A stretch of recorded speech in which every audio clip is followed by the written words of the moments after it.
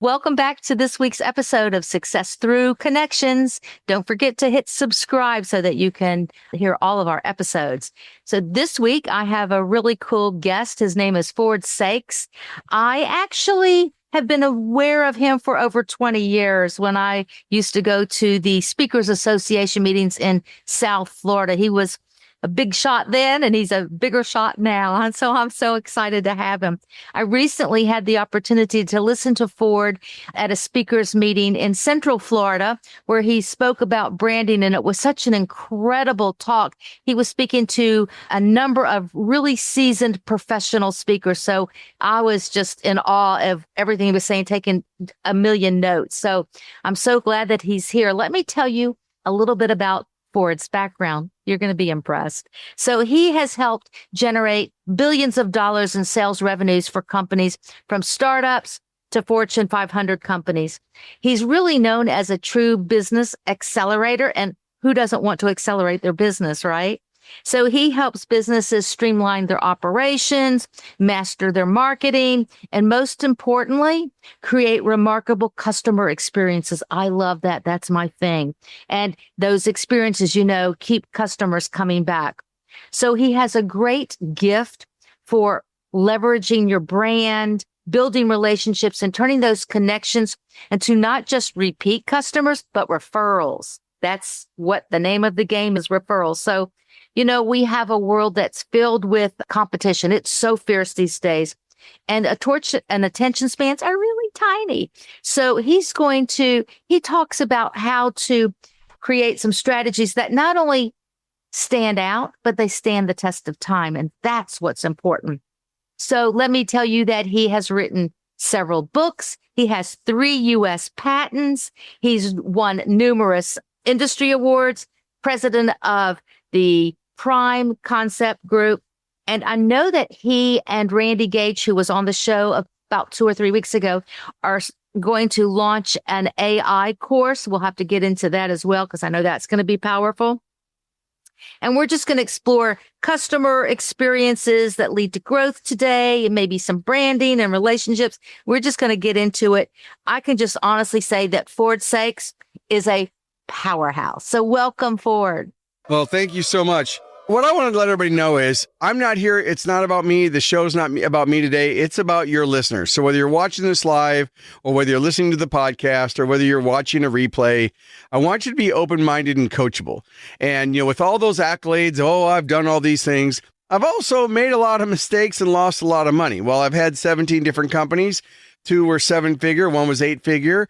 I understand what it takes to grow. And the more I've learned, Zelda, the more I know I don't know. So I'm open to the conversation. Let's get started.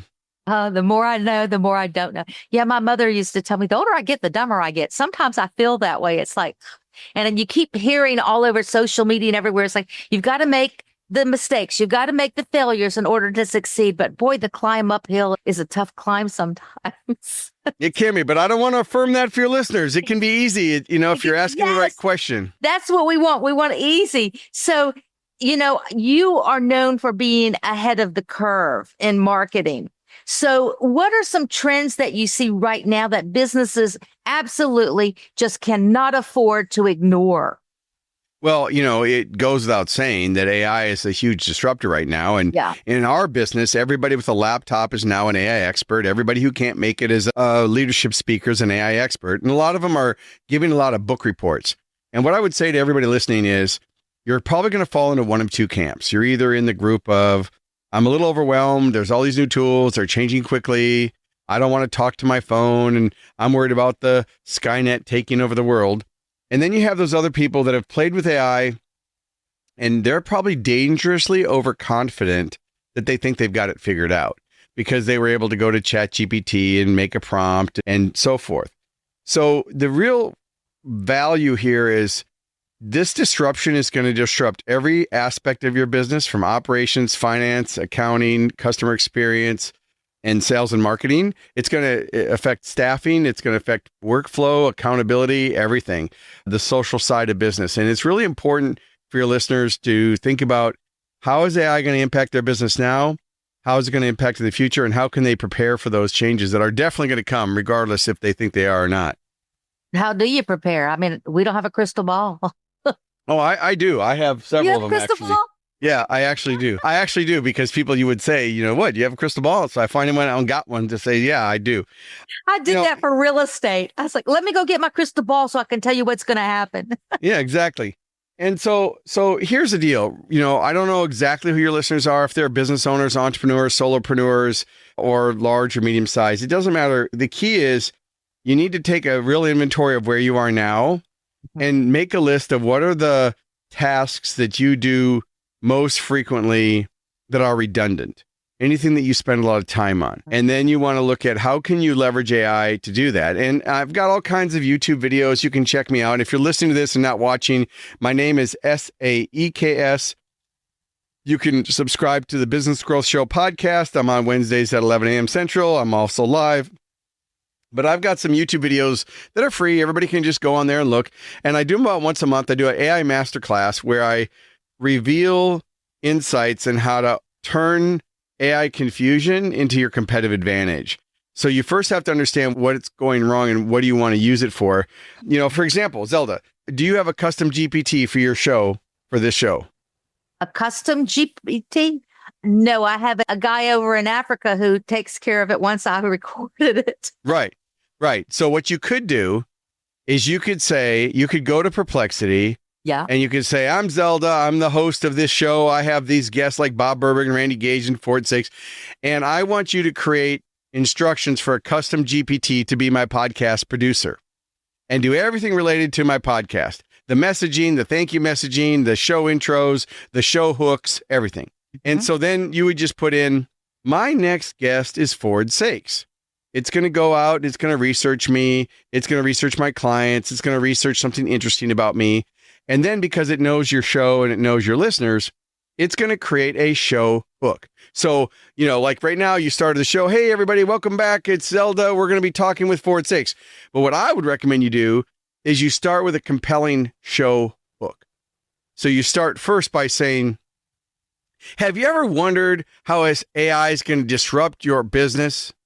And then you'd stop. Hey, I'm Zelda, the host of Success Connections, blah, blah, blah. And today's guest is Ford Saeks. Now, you can learn more about him on LinkedIn. Let me tell you a couple things about him. All right, let's get started. So you'd start with a show hook, then you do your intro, then you do your content. Now, I'm not telling you what to do. I'm sharing for your listeners. This is gold. that AI can do that heavy lifting for you. Because I know I have to do my episode, I have to record, and it's like, oh gosh, what am I going to talk about? How am I going to make this interesting? And I know you've got some prepared questions that I'll let you get to. But the key is everybody here listening, no matter what you think you know about AI, you don't know, and that there's always more to learn. It's always changing, and there's so many. It's like, I was glad to hear you just now mention Perplexity, because everybody thinks ChatGPT is everything, and it's great, but there's so many other ones, and there's new ones coming on.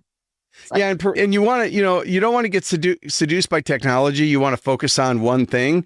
Start small, get complicated later. Perplexity is a great tool. I use it instead of Gemini. Perplexity has a new browser out now. Instead of Google, excuse me. Perplexity has a new browser out called Comet.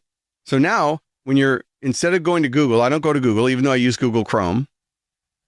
Google Chrome has now embedded Gemini. So everybody is trying to use AI in it. So Google Chrome has Gemini, Microsoft has Copilot, Perplexity now has Comet, and ChatGPT has what's called agent mode. So they're all taking it to the next level. They started with, the AI models, and now it's gone to AI browsers and agents and real digital assistants. And that's where people are starting to see the real value of AI in their business, and especially in your business in making connections. So how do you use AI to build connections? Very good. Very good. So, there's so many trends. AI is one, and that's the biggest one right now. That's the disruptor, as you said, and we all know it. But how can you identify which trends are out there that are worth following, and maybe the ones that are just a bunch of noise? So let's give it context. You mentioned in the show opening, I'm the president of Prime Concepts Group, which is a digital marketing agency. I've been helping brands bridge the gap between where they are and where they want to go for decades, especially as it relates to their value propositions. So when you think about trends and you ask the question, well, what trends are out there and how should we pay attention to them? I would say everything starts with context. In marketing, there's only 3 ways to generate traffic: create it, borrow it, or buy it. You're going to create it with your content. Well, if you're trying to create content, if you know what the trends are, then you're more likely to create content that's going to be findable, timely, topical, and relevant, content that's going to be found by the search engines. And more importantly, especially now that the search engines have all changed to be AI engines, you need to create content that the AI engines can find and then attribute to you. It used to be SEO, where you would put content with keywords and content that would get ranked in the search listings. Well, the search listings are gone. Go to Google. The search listings aren't on the page anymore. They've pushed them to page 2. Now you have sponsored ads and AI answers. So if you want your content to show up in the AI answer, especially if it relates to current trends, you're going to want to create content that's unique to you, tying into the current trend. And then that's going to help you show up. So you might say, okay, well, what's a simple way to do this? Go to Perplexity, give Perplexity what I call the check method. It's CECH. So first, it's context. What's the context? So back to Zelda and the listeners here. I'm Zelda, and I'm the host of It's Success Connections, and I'm going to help you grow your business through having innovative guests. I'm also a keynote speaker and blah, blah, blah. All right. So you give it context. What's your expectations? I want you to help me find a detailed description of my ideal client and the current challenges facing each industry and the trends in each industry. So now you've got expectations. So context, then expectations. Then the next thing is to go and have a conversation. So where most people fail with AI is they say, give me the trends in real estate. And that's not really very specific. But if you have a conversation and you say, I'm Zelda, I'm a top real estate agent in this area, and I'm looking to discover how I can get more listings and close more deals, or whatever the question would be. So then you have the conversation. So you go back and forth with the AI. It's not a one question, one and done. It's back and forth. And then here's the most important thing. Stop your car, turn on the recording, take an asterisk, highlight your notes. Keep the human in the loop. Where most people fail with AI is they get comfortable quickly with ChatGPT or the other tools. Yes. They start copying and pasting without reading it, and then they end up doing brand damage. Because if you're trying to create content to get found and AI is writing it, AI can detect it, and then it just blacklists you. So it doesn't really help you to do that.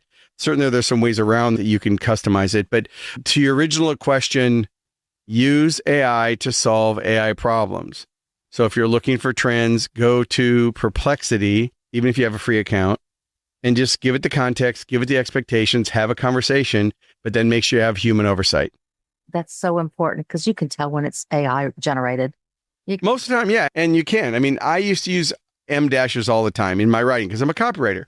Well, now AI has overused M-dashes. So now, even though I've written copy with AI for years, I have to take the M-dashes out in a lot of cases but I used to use them all the time because that was a natural way of writing copy. But now, since people aren't used to using them, now it stands out. Yes. Same thing with overuse of emojis.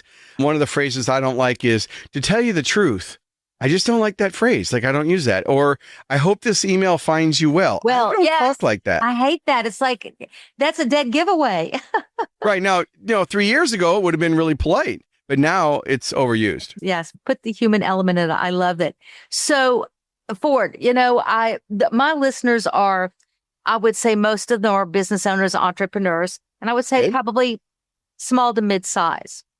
And we know that the economy is rough right now. So marketing budgets are tighter than ever. What would you recommend business invest in first for the greatest revenue return?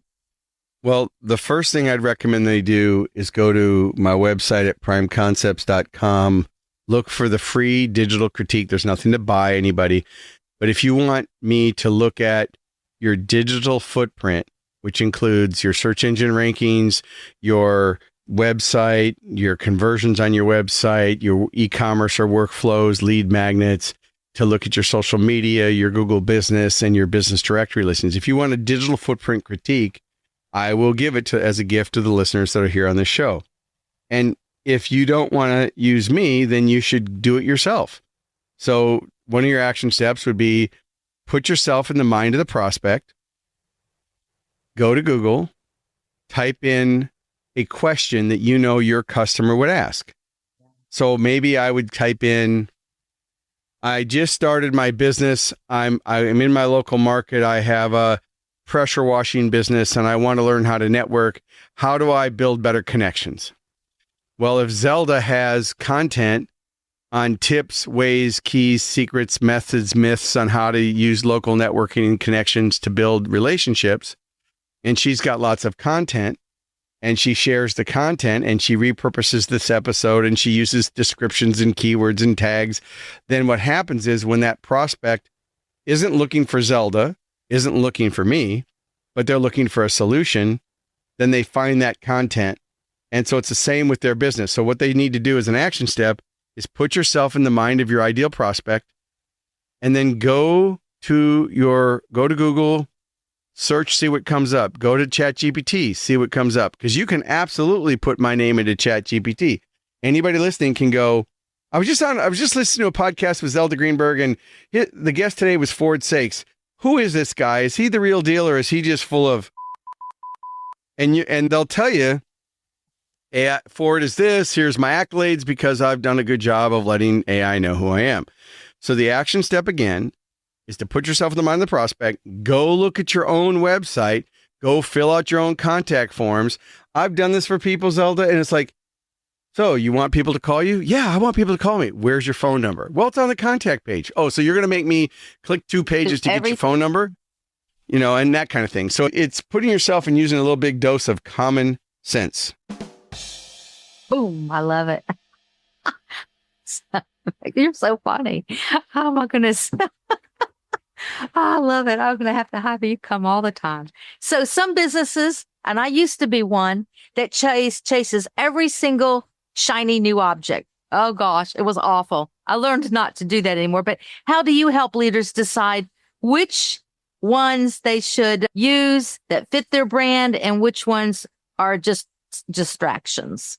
So first, start with your outcome in mind. Make sure you have a clear mapping of your customer journey. Map out all your touch points with your customer, and then ask, where can technology help me? Whether that's in delivering the product or service, whether that's in creating the product or service, whether that's in the sales process, or whether that's in the back end for the accounting. Again, the wheel of excellence is, you have operations, leadership, marketing, and sales. So what category is the one that you're trying to improve? As far as which tool to use, you have to have a decision-making matrix. And at the top of the decision is, what's our outcome? Have we solved this problem before? Who should we consult with? Is there a standard operating procedure that we can follow? Is there a process? And then what technology do we have? And then map out, is this the highest and best use of my time? Because there's a lot of things you could be doing that you shouldn't be doing.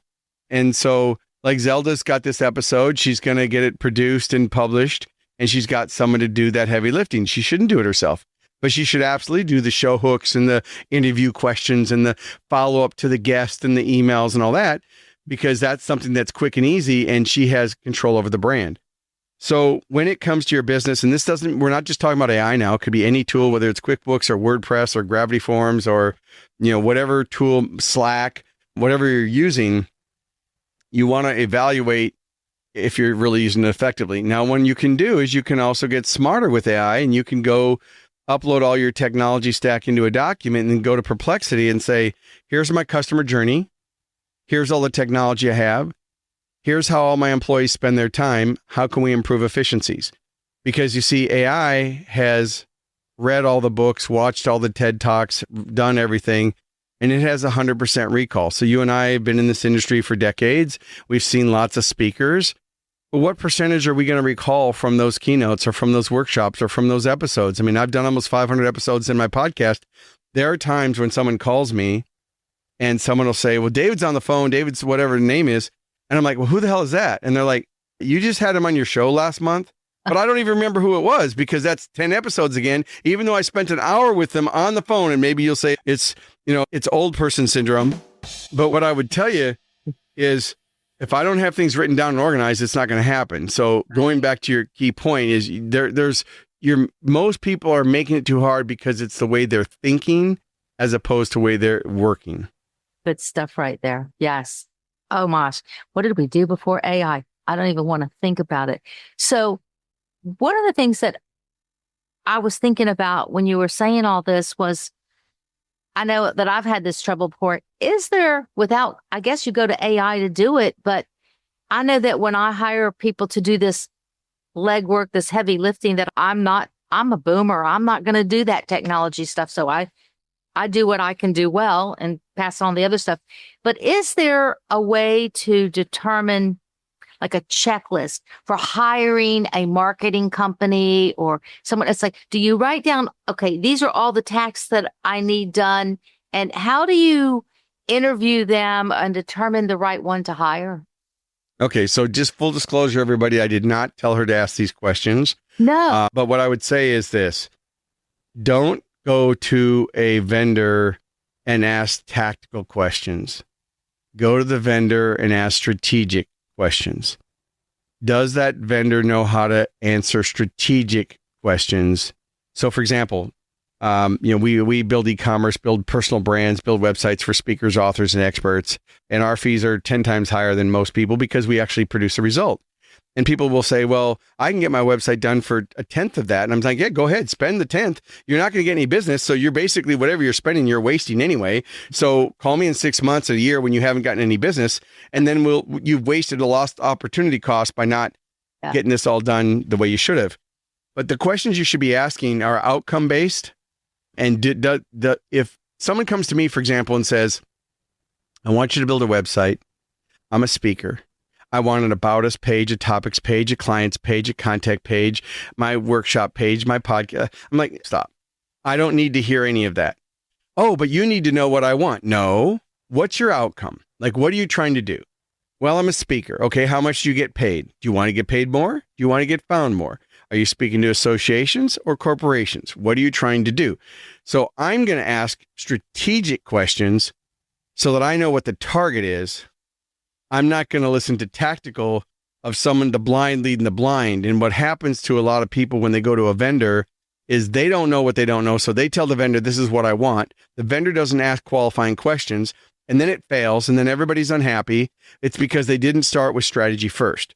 So strategic questions first. If the person, vendor, and it doesn't matter what the topic is, if they're not clear if they're not clarifying outcome and expectations before tactics, then they're the wrong vendor. I think I would be asking questions like, you're the expert. What do I need to get this outcome Right. And like I would say, Zelda, if you're asking the wrong question, the answer doesn't matter. Yeah. So a lot of times prospects don't ask the right questions. And as a vendor, it's your responsibility, or as a business owner, if someone comes to you for your business, like, for example, Zelda, I'm a speaker. If someone called me and said, hey, Ford, we're interested in having you at our conference. What's your fee? If I say 25 grand, probably the next thing I'm going to hear is a dial tone. Right? So they're asking me a fee question, but that's not really what they're asking. What they're really asking is, what can you do for our organization? Is this going to be worth it? Are you going to protect our brand? Are you going to help us, create an impact? So when anybody asks you a price question, you never reveal price before value. So as any business listener listening to this, service business, home-based business, I don't care what your business is. Yep. You don't if someone says, I want you to help me list my house, what's your fee? Well, that's a little different because it's contractual, but at the same time, it's about value. So as soon as someone asks a price question, if I haven't delivered value and I know they're focused on price, I'm just going to say, you know what? I'm probably not a good fit, because if you're making a decision based on price, there's always going to be someone cheaper, but there's not going to be someone better. So if you'd like to talk about how to create your outcome and make the investment a return, I'm all ears. If you're just looking for price, I'm probably not the right speaker. And I had this conversation with someone who was looking for sales training, because I do that. And they're like, I want you to do a workshop. And I said, okay, it's 20 grand. And they said, well, we've got someone that's going to do it for 7,500 or $5,000. I said, okay, great. And I said these exact words. Well, there's always going to be someone cheaper. And let me ask you a question. On a scale of 1 to 10 for your salespeople, do you want them to be 10s? Oh, yeah, I want them to be 10s.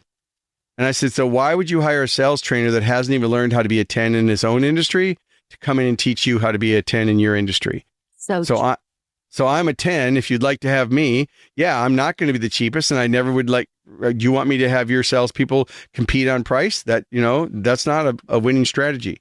So I have the conversation about value, not from a point of arrogance, but from a point of education to let them know that it's never about money. I don't care what anybody on this, listening to this or watching this has done. Whatever you spend, it's never been about the money. It's always been about the value you get. It's not about the money. And so you got to position your offers effectively. And that's something that I do as an agency and as a strategic business advisor is I work with them to make sure they have clear value propositions. Because if they're not getting the conversions they want, the traffic they want, the viewers they want, the opt-ins, the sales, the referrals, it's because they're not communicating the value. So if you don't have the right message going to the right market, you're going to fail. You're off. Yeah.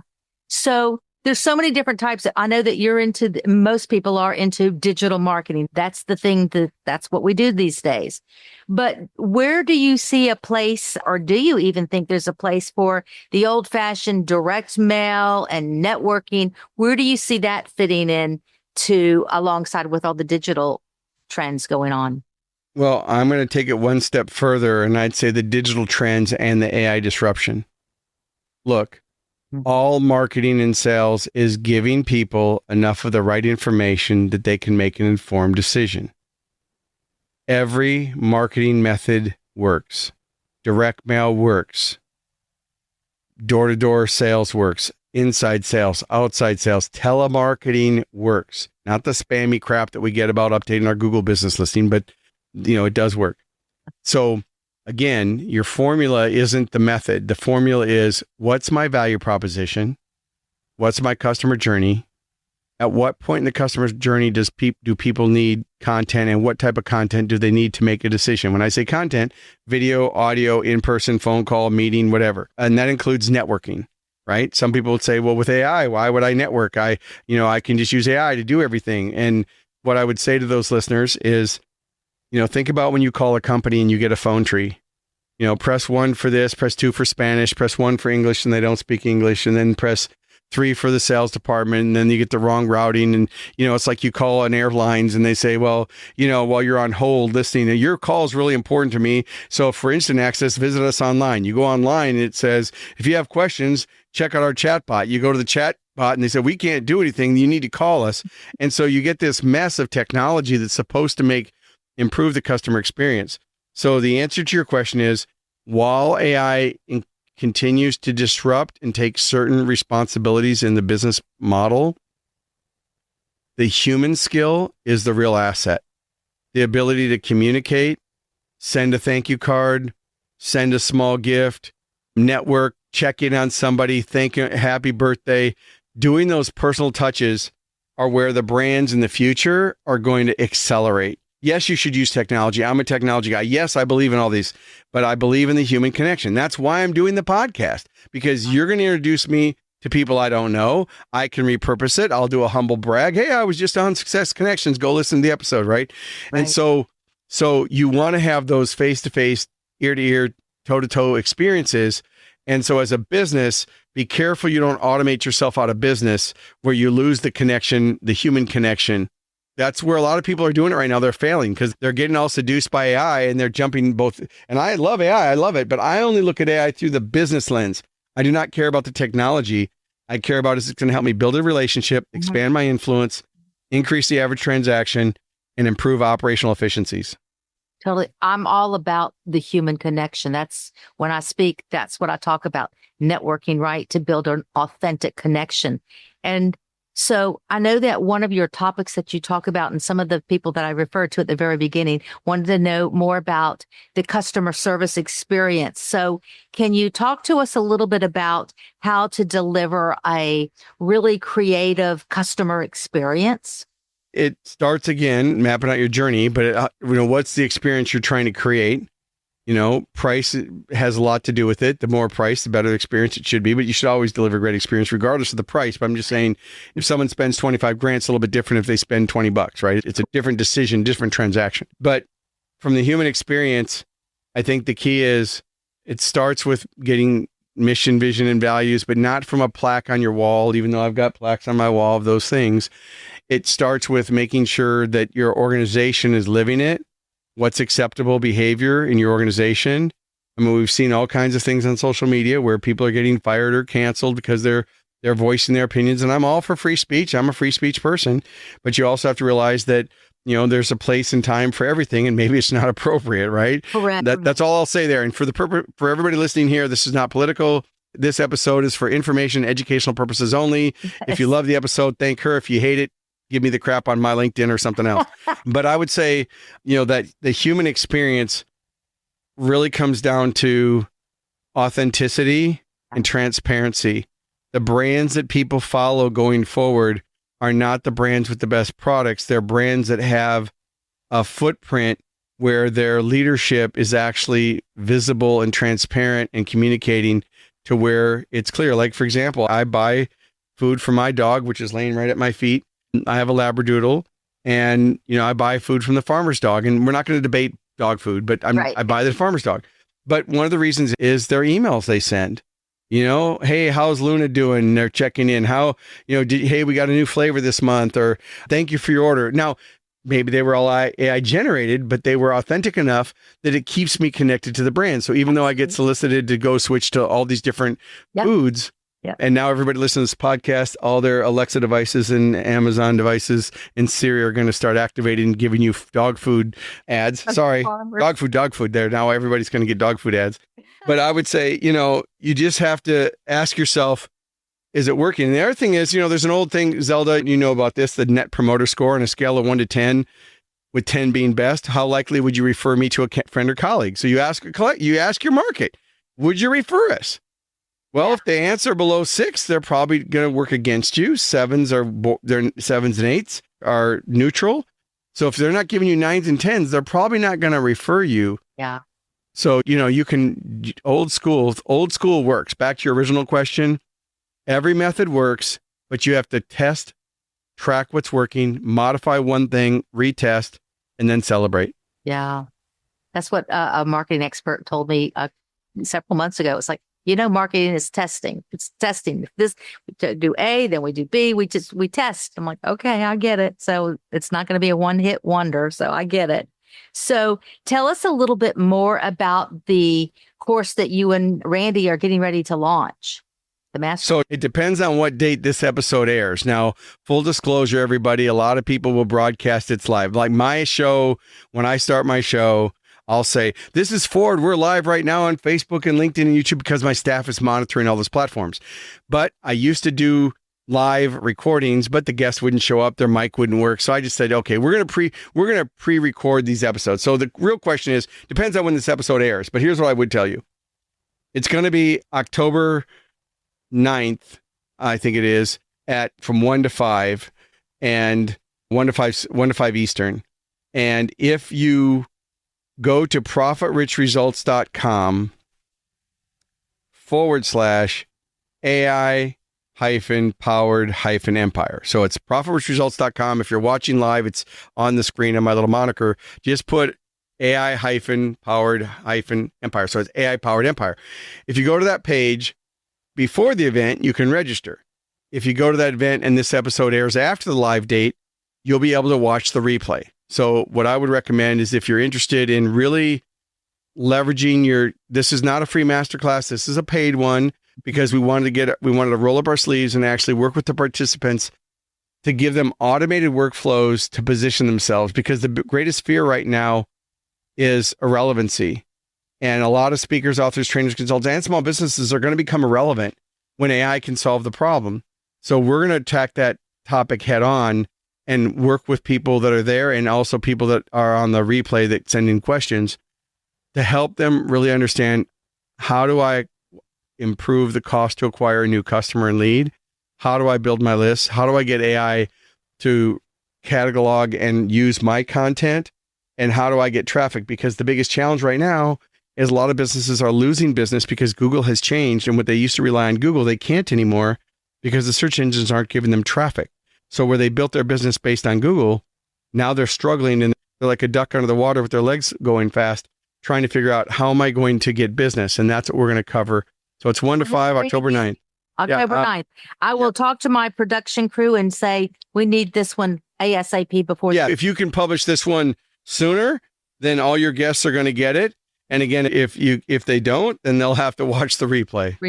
Got it. So so the best way to reach you or your company is give us the website again or the whatever it is information. So thank you so much. So the best way, the question, everybody, it's on the screen. You can Google my name, Ford Saeks, Saeks. My information's all over. I'm not in the witness protection program. You can find me on LinkedIn, Facebook, YouTube, Instagram, Snapchat, TikTok, WhatsApp. I mean, I'm everywhere. And I should be because I want people to be able to find me. But certainly when it comes to speaking, if they're interested in a training or a one-on-one strategic advising, go to profitrich results.com.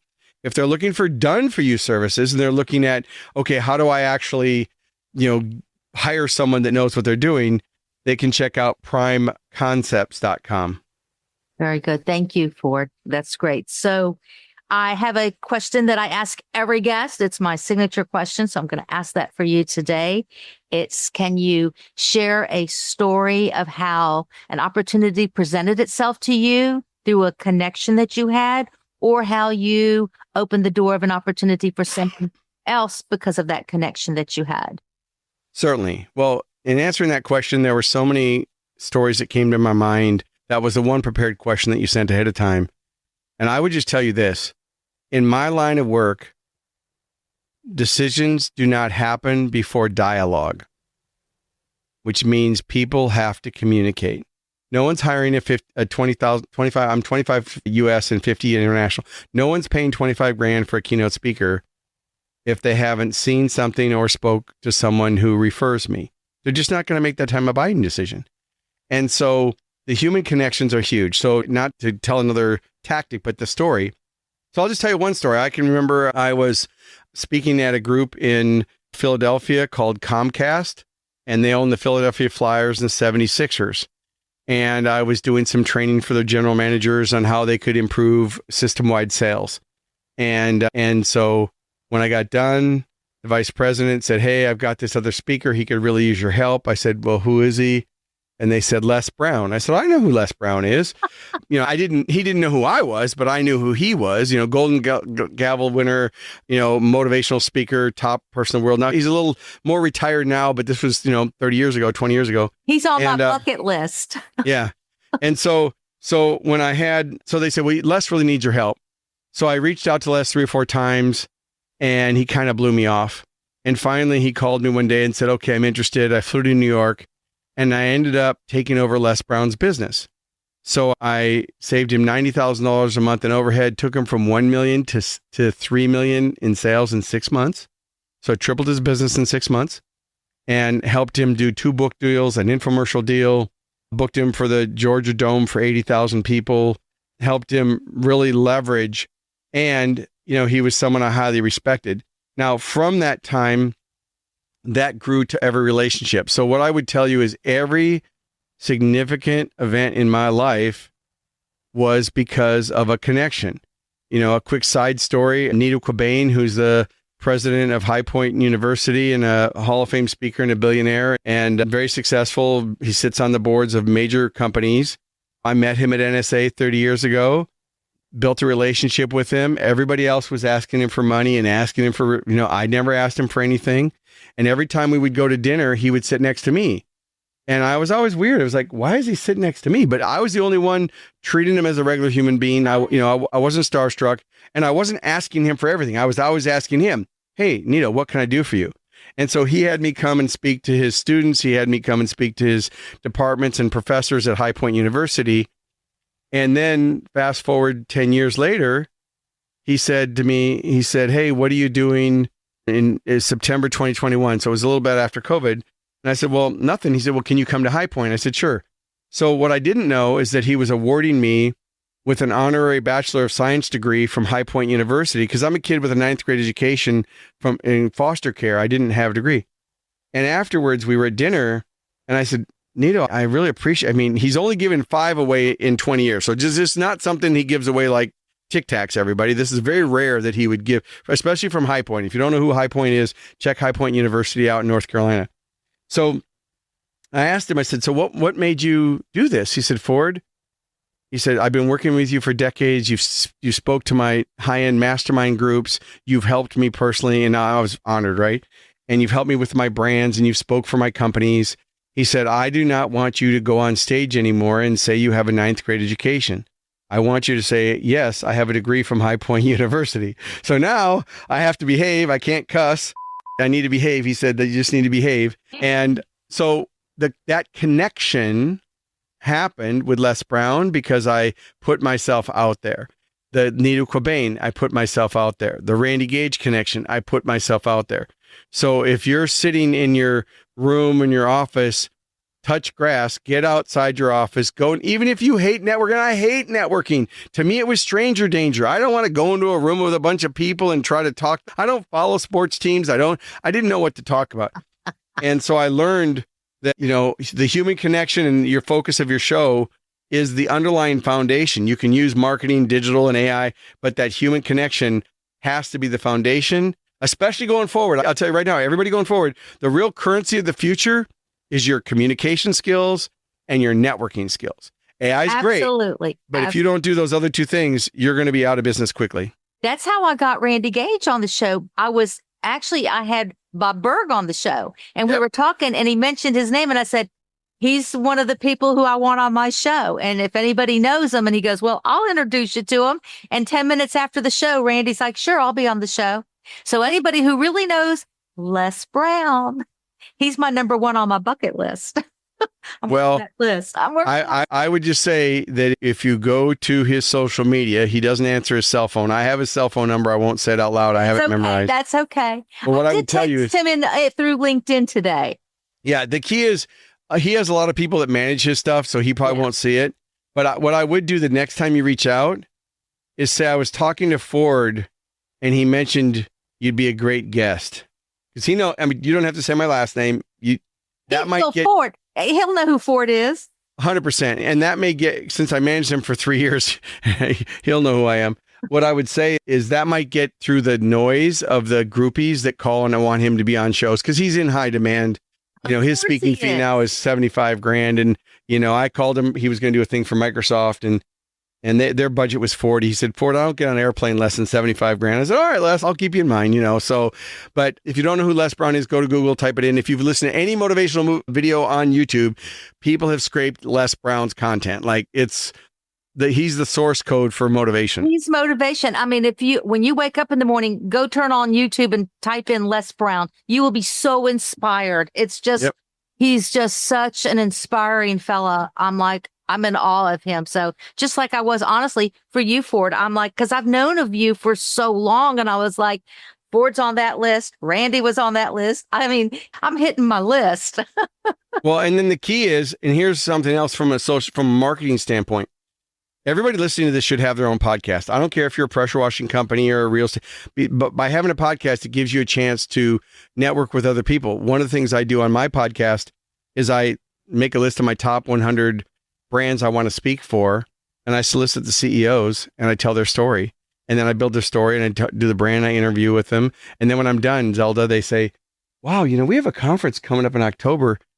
You'd be great. Do you speak to organizations? Sure. Yeah, that would be great. So of course. So I'm not soliciting them. I'm not selling them on the podcast. I'm telling their story. Tell them about their brand. What was your biggest challenge? What did you learn? What did you wish you knew then? All the things that a podcast host asks.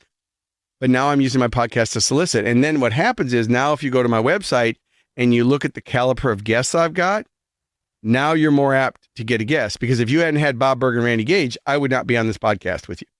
Because if I look at your digital footprint and I don't know who you are, there's a million people asking me. I don't have time to do it, even though I'd love to. It's not that I'm not all that in a bag of chips, everybody. Let me tell you, I'm not acting like that. I'm just saying, from a selection standpoint, I'm looking for people that have the reach. So as you use these guests, repurposing, just like you did when you reached out and you said, hey, I'd love to have you on the guest. Here are a couple guests I recently had. That speaks volumes. And same thing you can do with Les Brown. If you go to Les Brown and you say, hey, Les, here are 3 recent guests I had, Ford, Bob, and Randy. He knows who all of us are. We had dinner together, all of us. We know each other personally. You know Pegeen? Of course. Pegeen was a client of mine. She's my mentor. Yeah, Pegeen. I built Pegeen's first website.